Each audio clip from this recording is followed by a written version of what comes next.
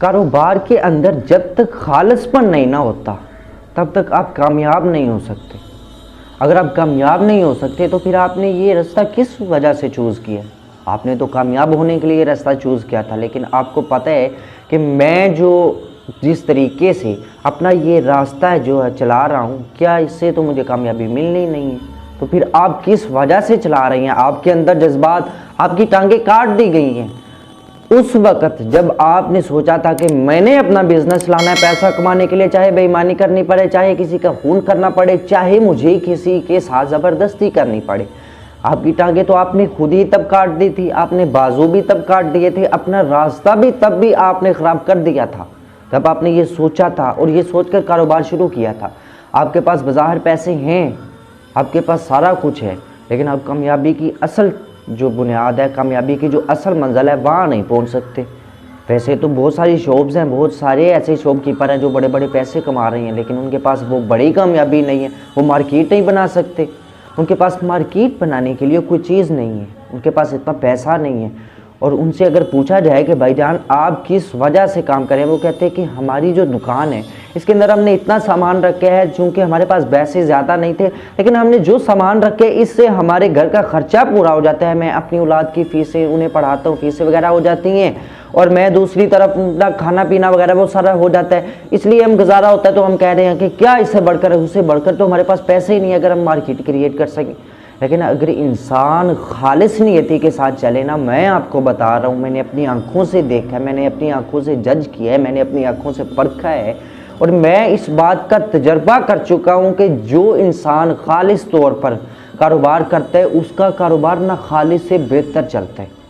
हमारे यहाँ दूध बेचा जाता है ना, इसमें पानी भी डाला जाता है, सिरका भी डाल दिया जाता है, हम बेचते हैं।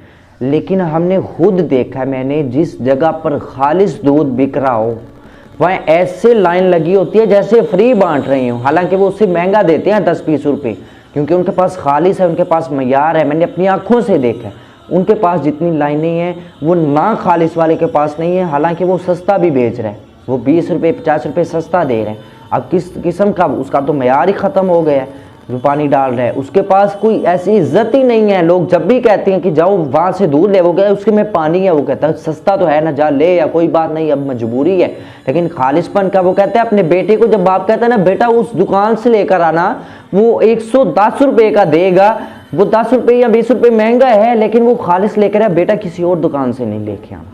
अब मुझे बताएं कि वो ना खालिस जो 80 रुपये किलो बेच रहा है उसके पास 20 गाहक आ रहे हैं, लेकिन वो जो एक खालिस बेच रहा है लेकिन 110 रुपये का, उसके पास लाइनें लगी हुई हैं, ये खालिसपन है। लेकिन जिस चीज़ में कुदरत मौजूद हो, क्या वो नाकाम हो सकते? वो कामयाब होगा आपको। इसीलिए तो सब ये खालिसपन की जो इनाम होते हैं, रिवार्ड होता है इंसान को खालिस चलने के लिए। एक बिज़नेस के अंदर खालिसपन नहीं है वो बिज़नेस नहीं चल सकता। हम तो मज़दूर ढूंढते रह जाते हैं, कोई मज़दूर आके मज़दूरी करे, और हम कई बार ऐसा होता है हम ज़्यादा पैसे देने पर मजबूर हो जाते हैं किसी तरह मज़दूर आए। लेकिन हम देखते हैं अगर हमारे पास खालिसपन हो, अगर हम ईमानदारी के साथ चलें तो मज़दूरों की तो लाइनें लगी हों। लेकिन हम चूँकि ज़माने को, अपने आप को वो एक्टिविटीज़ दे दी हैं जो कि हमें लगता है कि हमारी ज़िंदगी यही है, हम इनके बगैर कामयाब हो ही नहीं सकते। लेकिन इतना नहीं पता हम नाकामी की तरफ जा रहे हैं। कामयाब अगर होना है तो हमने वो रास्ता चूज़ करना है जो कि दुरुस्त है। आप दुरुस्त रास्ता चूज़ करें ना। एक मैं आपको अच्छी सी बात बताता हूँ। एक इंसान था, नसू उसका नाम था, वो अपना कारोबार चलाता था। वो स्टार्टिंग पे उसकी पर्सनैलिटी, उसकी लुक ऐसी थी जैसे वो दिखता था कि औरत है। उसने फिर बाल भी बड़े रख लिए, क्लीन शेव वगैरह, वो सारा अपने आप को यूं औरतों की तरह सजा कर रखता था कि मैं औरत हूँ। उसने अपना एक हेयर ड्रेसर, वो औरतों का ब्यूटी पार्लर खोला, और वो औरतों का वो सारा मसाज वगैरह वो हर चीज़ खुद करता था। लेकिन किसी को पता नहीं था कि ये औरत है या मर्द है, क्योंकि उसने अपना हुलिया जो था वो मर्दों वाला नहीं था रखा, उसने औरतों वाला अपना सारा हुलिया रखा हुआ था। और वो औरत ही लोग उसे समझते थे, इसलिए औरतें उनके पास आती थी, बाल कटवाने आती थी, फेशियल करवाने, वो सुबह तमाम जो औरतों के मामलात होते हैं वो उनके पास आते थे। लेकिन वो बताता नहीं था, वो अंदर ही अंदर, चूँकि वो शैतानी रवैया अख्तियार कर चुका था, तो शैतानी रवैया तो नहीं देखता मैं क्या कर रहा हूँ। लेकिन एक दफ़ा बादशाह की बेटी आई उसके पास, उसने मसाज किया और बादशाह की बेटी का जो हार था वो वहाँ गुम हो गया, जो कि बड़ा कीमती था, हीरे जेवरात वगैरह का, वो गुम हुआ। तो उसने सारे लोगों की, सारी औरतें जो वहाँ बैठी हुई थी उनकी तलाशी ली, लेकिन वो रह गया था, वो नसूह रह गया था। अब बादशाह की बेटी ने कहा अपने वो जो साथ उसके आए थे गार्ड्स वगैरह, उसने कहा कि अब इस नसूह की तलाशी लो, किसी से नहीं मिला। और नसूह ने मौका मिलते ही वो छुप गया और उसने दुआएं मांगना चाहिए, या अल्लाह मैं आज के बाद कभी नहीं करूँगा, मुझे आज जाने दे, आज जाने दे मुझे, इसके बाद मैं नहीं कर सकता, मैं तौबा करता हूँ, मैं बहुत सारी, मैंने पहले भी तौबा तोड़ी है लेकिन मैं अब नहीं तोड़ूंगा, तू मालिक है मेरा, तो मुझे आज बचा ले, मैं आइंदा कभी नहीं करूँगा। इतना अभी उसने दुआ मांगी है कि फ़ौरन आवाज़ आई कि नसूह किधर गया, छोड़ दो उसे यार, हार तो मिल गया। अब नसूह जब बाहर आया, हार मिल गया। अब उसने चूँकि तौबा कर चुकी थी, चूँकि हदायत मिल रही थी, और वो उसने यूँ किया कि उसने सोचा कि मैं अब इस गाँव में नहीं रहूँगा। उसके बाद फिर जो बादशाह की वो बेटी थी, उसने चंद दिन गुजरने के फिर उस नसूह को कहा कि आप अब हमारे महल में आए और इधर आके हमें हमारे बाल काट दें, हमारे मसाज कर दें वगैरह। लेकिन वो कहने लगा कि मैं अब नहीं जाने वाला। उन्होंने जवाब दे दिया उसने कि मैं नहीं जा सकता, मुझे काम है वो। और वो इससे बचने के लिए कि अगर यहाँ रहा तो मुझे लोग बुलाते रहेंगे, तो मैं इससे बेहतर है कि गाँव छोड़ के ही चला जाऊँ, क्योंकि मैंने तौबा किया, जिससे आगे तौबा किया वो जान लेगा, वो जो मेरे लिए बेहतर होगा वो करेगा।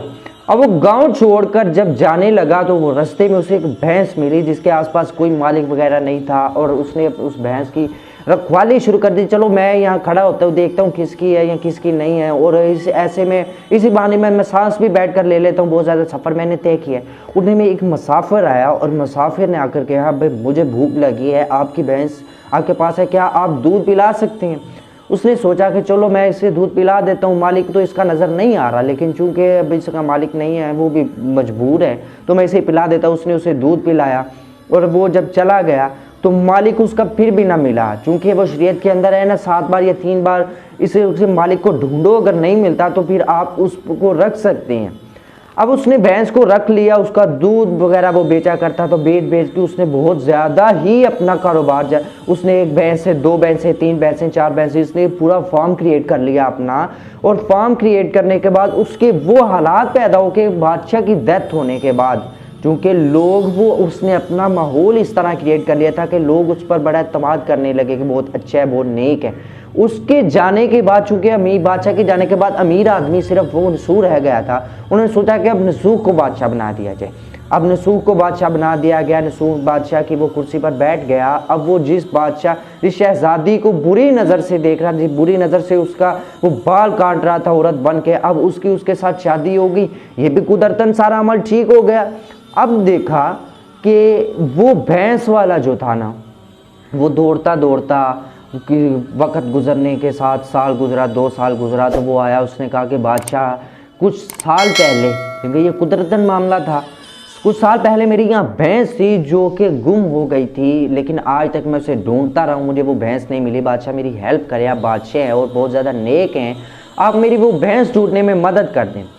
तो वो चूँकि नसूह के पास ही थी भैंस, उसने कहा कि आपकी भैंस मेरे पास है, उससे मैंने फार्म क्रिएट कर दिया था, और उसके फार्म क्रिएट करने के बाद मैंने इतनी सखावत की कि लोगों ने मुझे बादशाह बना दिया। चूँकि वो भैंस तेरी थी, तेरी वजह से मैं यहाँ आया हूँ। अब ऐसा करते हैं कि मेरी सल्तनत के अंदर आधी जो ख़जाना है वो तुम्हारा। उसने उसे आधा ख़जाना दे दिया, और उसने जब आधा ख़जाना दिया तो उस जो आदमी था भैंस वाला, उसने कहा कि बादशाह मैं आपसे बात करना चाहता हूँ, साइड पर आइए, अपनी ये तमाम जो गार्ड्स हैं इन्हें कहें कि आप थोड़ी देर के लिए बाहर चले जाएँ। जब वो बाहर चले गए तो बादशाह को उस बंदे ने कहा कि मैं बंदा नहीं हूँ, वो जो भैंस से तुमने कमाया वो भैंस भी भैंस नहीं है, वो जानवर नहीं है, वो भी फरिश्ता बनकर आई थी, मैं भी फरिश्ता बनकर आई थी। तेरी उस तौबा ने, वो जो तुमने नेक दिली के साथ, वो तो मुश्किल में उसे पुकारा और खालिस नियति से तौबा की, तोड़ी नहीं है, उसका तुझे मैंने इनाम दिए। चूँकि तेरे अंदर खालिसपन पैदा हो गया था, इस वजह से मैंने तुझे वो, अल्लाह ताला फरमाते हैं मैंने वो तुझे चीज़ें अता कर दी हैं जो कि तुम चाहते थे, उससे भी बढ़कर बल्कि अता की हैं। ये खालिसपन का होता है। पहले ना खालिस था, ज़लील हो रहा था, लेकिन जब खालिस तौर पर आई, तौबा की कि मैं आज जो भी कारोबार करूँगा वो खालिस करूँगा, अल्लाह की रज़ा के लिए करूँगा, उसमें ना खालिसपन एक लम्हे के लिए भी नहीं लेकर आऊँगा। इसलिए अल्लाह ने तुझे इतना कुछ दे दिया, हम तो फरिश्ते थे, तेरा इम्तिहान ले रहे थे, तू भटकता है या नहीं भटकता।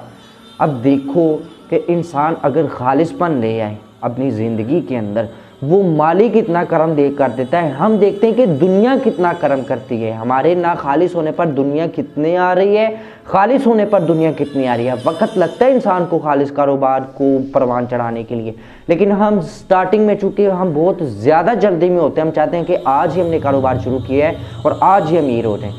और इस तरह होता है कि हम दुनिया से लो लगा लेते हैं कि दुनिया किसी तरह आए और हमें फ़ायदा, लेकिन अगर हम खालिस होते हैं तो दुनिया की क्या मजाल है कि आपको फ़ायदा ना दे। अल्लाह ताला खुद आपको फ़ायदा दे रही है, इसलिए खालिसपन पैदा करें।